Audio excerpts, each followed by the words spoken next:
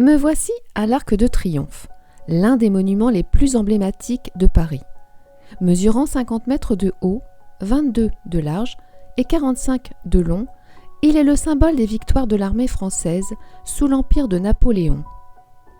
Napoléon a décidé sa construction en 1806, à la fin de la bataille d'Austerlitz, et s'est achevé sous le règne de Louis-Philippe. L'architecte était Jean-François-Thérèse Chalgrin. Cet édifice n'aurait jamais dû voir le jour sous cette forme, ni même à cet endroit.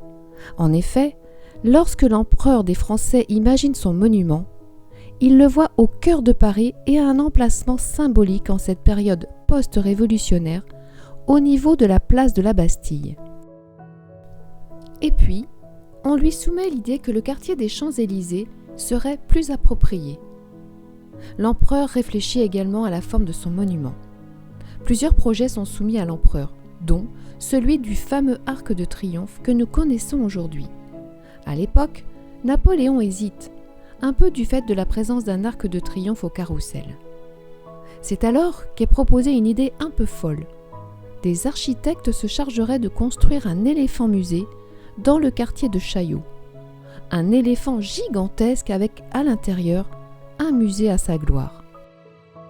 Bien qu'étant original et ambitieux, le projet n'est pas retenu par Napoléon, qui préfère une référence à l'Antiquité romaine.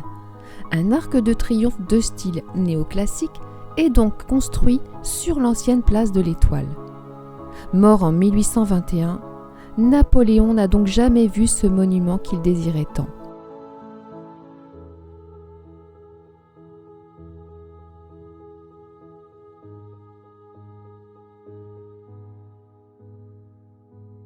Pour accéder au pied de l'Arc de Triomphe, nous utilisons les passages souterrains depuis les différentes avenues.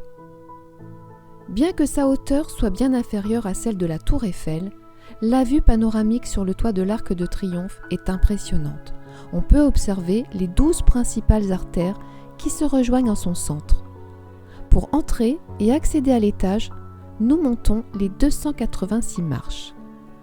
L'Arc de Triomphe, c'est aussi un musée qui permet de comprendre l'importance de ce monument et l'histoire qui l'entoure. Il dispose de documents originaux, mais aussi de photos, dessins et gravures. Le projet du soldat inconnu est né en 1916 sous l'impulsion du président du Souvenir français, Francis Simon. Son idée sera reprise par le gouvernement français en 1920 avec la création de la tombe du soldat inconnu sous l'Arc de Triomphe. C'est le 28 janvier 1921, avec la dépouille du soldat inconnu inhumé sous l'Arc de Triomphe, que ce concept s'officialise. De par son anonymat, il symbolise tous les morts, le pays en deuil et le sacrifice collectif. Le 11 novembre 1923, une flamme est ajoutée au tombeau, appelée la flamme éternelle. Ravivée quotidiennement, la flamme et la tombe deviennent un symbole éternel de la passion de la France et de son histoire. Le soldat inconnu veille depuis 100 ans sur la patrie et sur la paix.